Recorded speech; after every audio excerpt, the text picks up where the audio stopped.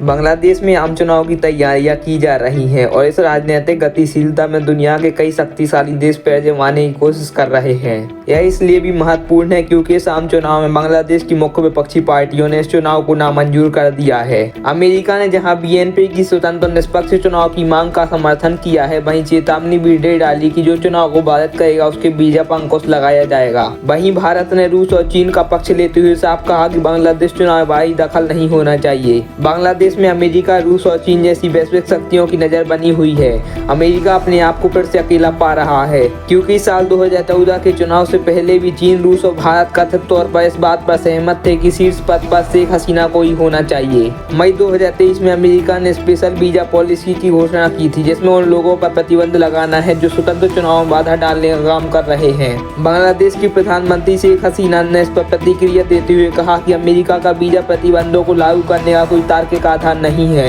इस अमेरिका के कदम की निंदा रूस और चीन ने भी की है। बांग्लादेश के चुनाव को लेकर अमेरिका और चीन के अलग अलग बयान प्रभाव के लिए लड़ाई को भी दिखाते हैं। जहां अमेरिका बांग्लादेश में सबसे बड़ा विदेशी निवेशक है तो वहीं चीन बांग्लादेश का सबसे बड़ा रक्षा सप्लायर और ट्रेडिंग पार्टनर है। वहीं रूस भी बांग्लादेश के साथ अपने रिश्तों को मजबूत कर रहा है।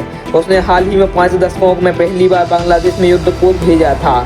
उसने अमेरिका पर चुनाव में दखल देने का आरोप भी लगाया था। बांग्लादेश के आगामी चुनाव ने भारत, चीन और रूस को एक कैंप में खड़ा कर दिया है।